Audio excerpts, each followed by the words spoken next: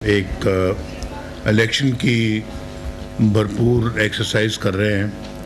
Ticket holders को जिन्होंने applicants को मिल रहे हैं और हमारा पिछला तकरीबन 3 हफ्ते इसी काम में गुजरे हैं।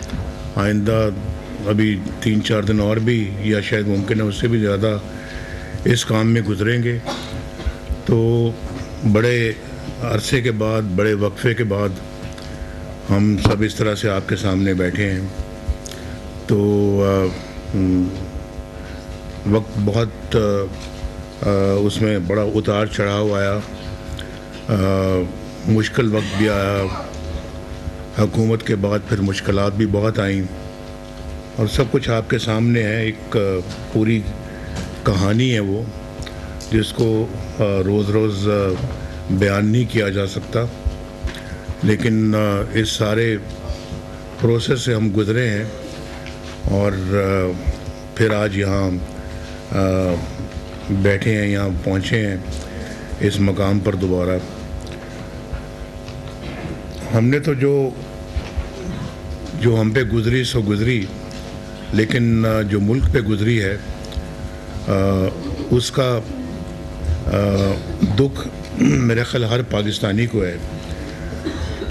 मुझे भी है, एक आम गरीब आदमी को भी है और एक अमीर आदमी को भी है कि मुल्क किस गिरदाब में फंस चुका है। और आपको मालूम होगा कि जब मैं वज़ीर आज़म था, 2017 की बात है, तो मुल्क खुशहाली की तरफ दौड़ रहा था और ना कोई महंगाई का नामो निशान था, ना पाकिस्तान के अंदर कोई पसमानदगी थी। लोग बेरोज़गारी से निकलकर रोज़गार की तरफ आ रहे थे और लाखों लोग साल में रोज़गार हासिल कर रहे थे। और इसी तरह से जो है वो गुर्बत की लकीर से लोग निकल रहे थे बाहर और पाकिस्तान तरक्की के लिहाज से इस खित्ते में सबसे आगे था। रुपया हमारा मजबूत था। ये जो रोज़ आप अखबारों में पढ़ते हैं या टीवी पे सुनते हैं कि डॉलर फिर महंगा हो गया, फिर महंगा हो गया, फिर महंगा हो गया। 4 साल डॉलर एक पैसा भी महंगा नहीं हुआ और रुपया बिल्कुल अपनी जगह पे बरकरार रहा।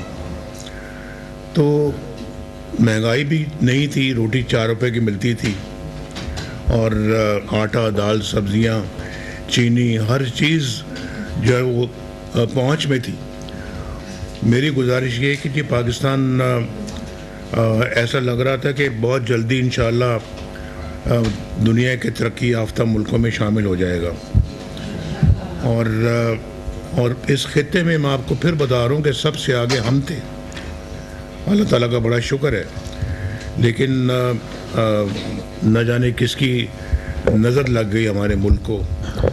जब भी कोई तरक्की का काम दौर शुरू होता है, तरक्की का दौर आता है, तो 4 दिन तरक्की के बाद फिर 10 दिन हम फिर पीछे चले जाते हैं। 1 स्टेप आगे लेते हैं, 4 स्टेप पीछे चले जाते हैं। तो ये हादसे हमारे साथ पहली दफ़ा नहीं हुए। ये हादसा पहली दफ़ा नहीं हुआ, इससे पहले कई मरतबा हम इन हादसों से दो चार हो चुके हैं। लेकिन अब किससे कोई गिला करे।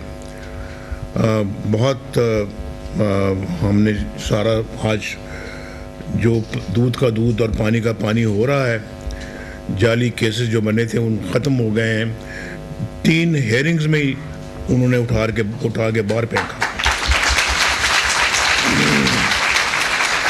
और इन्हीं जाली केसेस में मैंने, मरियम ने अपने केसेस में और फिर शहबाज साहब ने अपने केसेस में जो इनके ख़िलाफ़ थे, ये बाएं दाएं सब वो बैठे हैं जिनके ख़िलाफ़ झूठे केसेस बनाए गए। मैंने 150 के करीब मैंने पेशियां भुगती और सज़ा पाई, झूठे केसेस में सज़ा पाई। और वही सज़ाएं जो हैं आज हाई कोर्ट में उन्होंने कहा जी कि इसका तो कोई सबूत ही नहीं है, कोई एविडेंस ही नहीं है, तो उठा के बाहर फेंका इन केसेस को। तो ये आप अंदाज़ा कर सकते हैं कि झूठे केसेस बनाने की क्या ज़रूरत थी। एक बेटे से ना तनख्वाह लेने पर आपने वज़ीर आज़म को निकाल दिया। ये कहाँ होता है? दुनिया के कौन से मुल्क में ऐसा होता है? मुझे कोई नाम बता दे कि किसी मुल्क में ऐसा होता है, लेकिन यहाँ हुआ और आपने सबने देखा। और आज कहाँ गई वो सजाएं? आज मेरी डिस्क्वालिफिकेशन भी ठीक हो गई है। 25 साल के लिए मुझे 25 साल इस उम्र भर के लिए नाअहल करार दे दिया गया था, सिर्फ इसलिए कि मैंने बेटे से तनख्वाह नहीं। और वो कानून भी हमारा कोई नहीं है। वो ब्लैक लॉ डिक्शनरी देखने के बाद उन्होंने फैसला, पता नहीं कहाँ से डिक्शनरी आई वो, उसमें देखकर तो उन्होंने फैसला सुना दिया। ये तो कहाँ होता है कि एक इलेक्टेड 25 करोड़ अवाम के एक इलेक्टेड प्राइम मिनिस्टर को ये इस तरह के बंदे बैठ के 4-5 बंदे बैठ के तो उसको घर भेज दें, वज़ारत उज़्मा की कुर्सी से उतार दें। ऐसा तो नहीं होता, ना होना चाहिए। यही वजूहात हैं कि हम आज बिल्कुल उस मकाम पे खड़े हैं जो कि दुनिया में शायद हमारे जैसे चंद ही और मुल्क होंगे। यानी कि दुनिया की अपना ममालिक की फहरिस्त देखें, आखिर में हम हैं।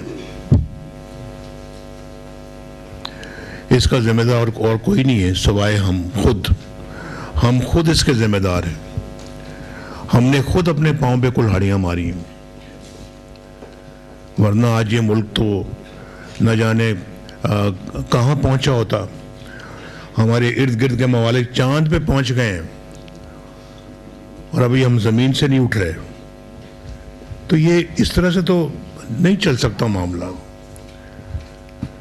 बिजली की लोड शेडिंग आप देखते हैं 2013 में कितनी शदीद थी, उसको हमने आके ख़त्म किया। आसान काम नहीं था बिजली की लोड शेडिंग को ख़त्म करना, और वो भी 4 सालों के अंदर अंदर।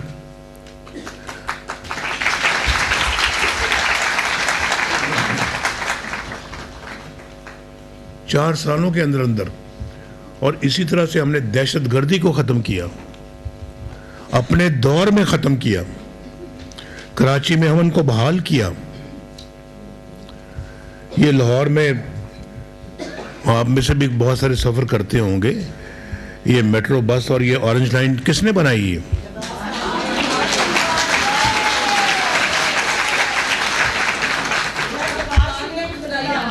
वरना क्या होता था, घर से पैदल जाते थे लोग, आगे से कोई बस पकड़ते थे, बस के बाद फिर आगे से रिक्शा पकड़ते थे, और फिर 1.5 घंटे में अपने दफातर में पहुंचते थे।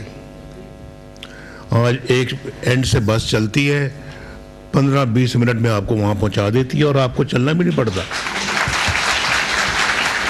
और सस्ते किराए, ये सब कुछ किसने किया? ये पहले तो नहीं था इस मुल्क में, कभी था ये पहले ऐसे? और फिर सी पैक पाकिस्तान के अंदर आया, फिर ये मोटरवेज बनी, शाहराहें बनी। किसने बनाई जी आज तक मोटरवे? कोई पाकिस्तान में बताएं? नहीं, हमारे अलावा और किसने बनाई है? कोई बताए तो सही कि मैंने, कोई कह दे कि मैंने ये बनाई है।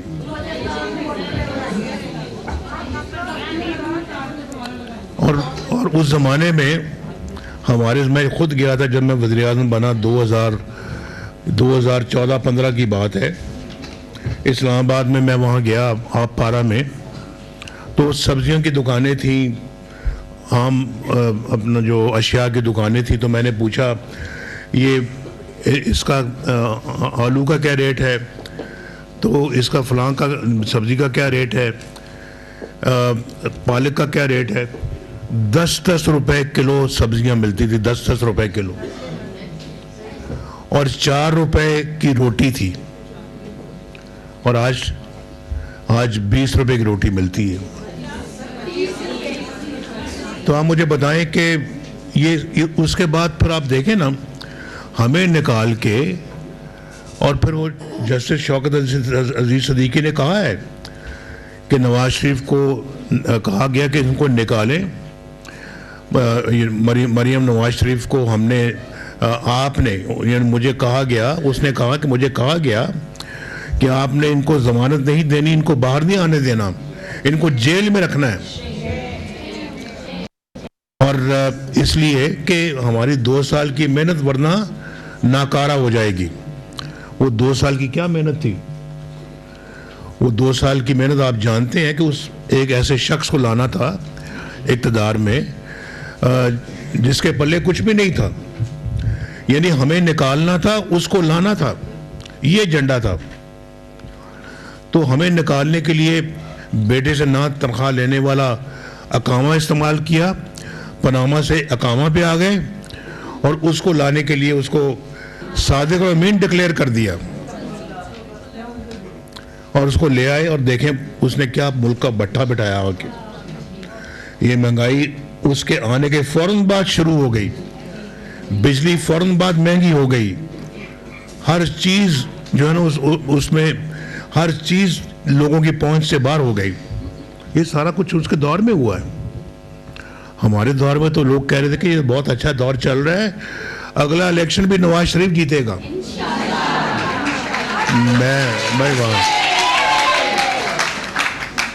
मैं अभी इस इलेक्शन की तरफ नहीं आया, मैं तो पिछले इलेक्शन की बात कर रहा हूँ, पिछले इलेक्शनों की बात कर रहा हूँ। तो मैं अब उस तरफ मज़ीद जो है ना वो गुफ्तगू नहीं करता, लेकिन मैं आपको ये बता दूँ कि हर कौम जिसने तरक्की की है उसने ख़वातीन को तरक्की में तरजीह दी है, तरक्की के लिए ख़वातीन को इस्तेमाल किया, आगे लेके आए हैं और ख़वातीन की कौमी तरक्की में भरपूर शमूलियत से ही हम अपने तरक्की के हदफ को पूरा कर सकेंगे। सेहत और रोज़गार और तालीम के प्रोग्रामों में आपको तो बहुत एक मुनफरिद मकाम हासिल है। तो मैं समझता हूँ कि ख़वातीन को बराबर का शरीक बनना पड़ेगा। तरक्की के लिए मर्दों के शाना बशाना ख़वातीन को भी इस मुल्क की खिदमत में जो है ना वो आगे आगे काम करना पड़ेगा। तो बहरहाल हम तो समझते हैं कि ख़वातीन को आगे लाना पाकिस्तान के साथ ये इंसाफ के तकाज़े पूरे करने वाली बात है और हमेशा ख़वातीन को पीछे रखा जाता है, लेकिन ख़वातीन को आगे लाएंगे तो इंशाअल्लाह मुझे लगता है कि बहुत सारे प्रॉब्लम हमारे वैसे ही खुद ब खुद हल हो जाएंगे। तो इस्लाम भी ख़वातीन के हकूक़ और तहफ़्फ़ुज़ की बात करता है और हमारे मुआशरे के अंदर ख़वातीन के ख़िलाफ़ एक तासुब मौजूद है, उस तासुब को हमें ख़त्म करने की ज़रूरत है और पाकिस्तान बनाने की तहरीक में ख़वातीन ने जिस तरह से किरदार अदा किया है वो हम सब जानते हैं और मैं समझता हूँ कि अगर वो काम ख़वातीन हमारी कर सकते तो बाकी ये कौन से मुश्किल काम है। मुल्क के अंदर अगर तालीम को आम करना है तो इसमें ख़वातीन एक की रोल प्ले कर सकती, मर्दों से ज़्यादा बेहतर रोल अदा कर सकती। कायद मुस्लिम लीग नून मियां मोहम्मद नवाज शरीफ पार्लिमानी बोर्ड के इजलास से खिताब कर रहे थे। नून लीग का पार्लिमानी बोर्ड का ये 14वां इजलास था और मियां मोहम्मद नवाज शरीफ ने कहा भारत चांद पर पहुंच गया है, हम जमीन